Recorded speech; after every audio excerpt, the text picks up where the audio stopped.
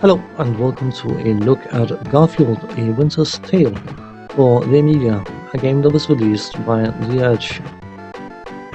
The plot in Garfield, A Winter's Tale is that Garfield, after waking up, decides to eat, falls asleep in front of the icebox, and the cold blast makes him dream of skiing down the Alps. Which you need to do. And Odie is on the screen. Odie is a faithful companion, you could argue, trying to make life interesting for Garfield.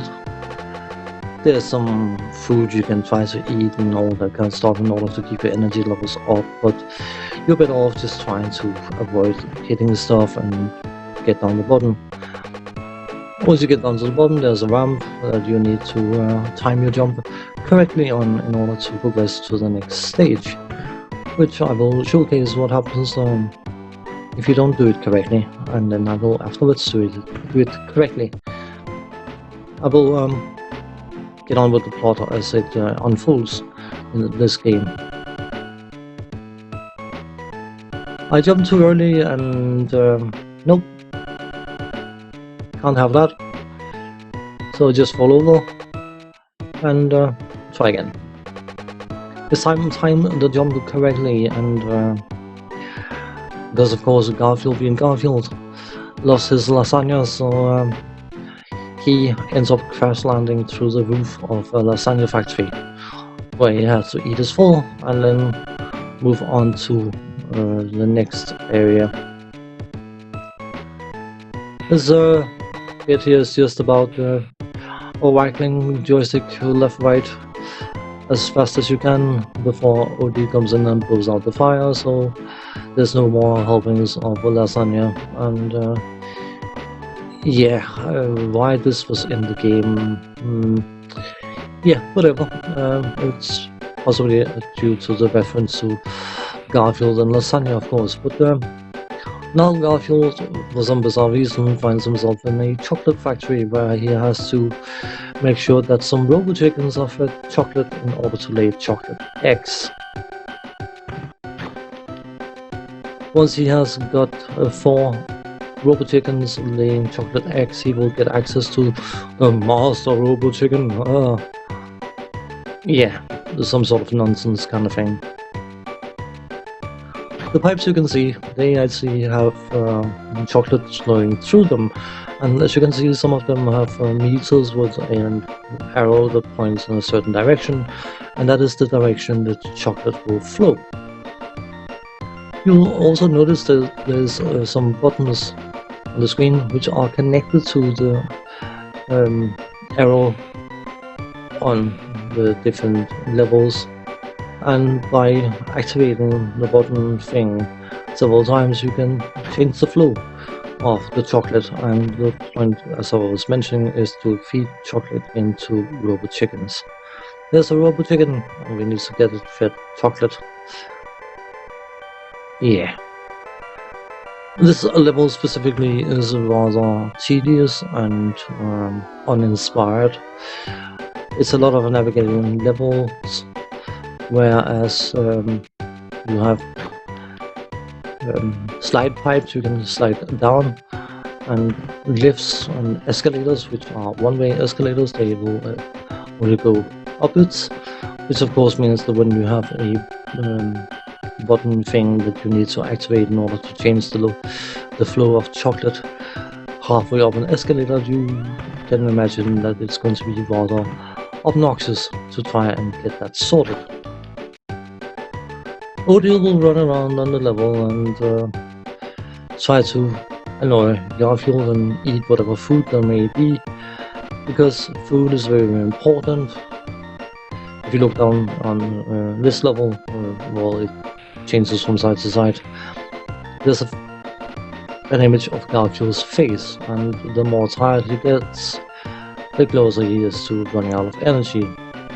And if he falls asleep while asleep, he wakes up, because that makes perfect sense, but whatever. I will mention it now that After this level, Garfield gets to chase the golden robo chicken thing that lays golden chocolate eggs, and if you manage to catch up to it, you will see the exciting ending of the game apparently. I never got to that point because this level was excessively tedious. You can play the individual components of the game at will, but only if you start from the skiing section and go all the way through the other sections when you get to the actual ending of the game. I will showcase the last section after we are done here, but while this is running, let's talk technical stuff. From a graphical point of view, the main characters are like taken from the comic strip, which you would hope they would be. You couldn't possibly have a product featuring such an iconic character as Garfield without being somewhat faithful to the characters. But that's possibly the best thing you can say about the graphics, because it's not moving particularly smooth. The backgrounds and other objects on the screen are bland and boring and uninspired, and the general theme of the game graphically seems to be that we have Garfield, which of course most people would probably know, and if you don't, then look Garfield comic strips up. Amazing, one of my all-time favorite cartoons. But the character alone cannot drive the game, because in order to drive the game, the character has to do something that is exciting, and there's not an awful lot of exciting stuff going on in this game. The sound design, the sound effects are okay, nothing out of the ordinary, nothing funky, nothing spectacular. And the music, I don't know what to think about the music, because I sort of like and dislike the compositions at the same time, because many of the compositions feels like they are multiple compositions that's been thrown into a blender and then mixed together, which made it sound somewhat odd to me. Maybe I'm just being too critical, but not a huge fan of the music. I also think that certain parts of the music sounds directly amateurish.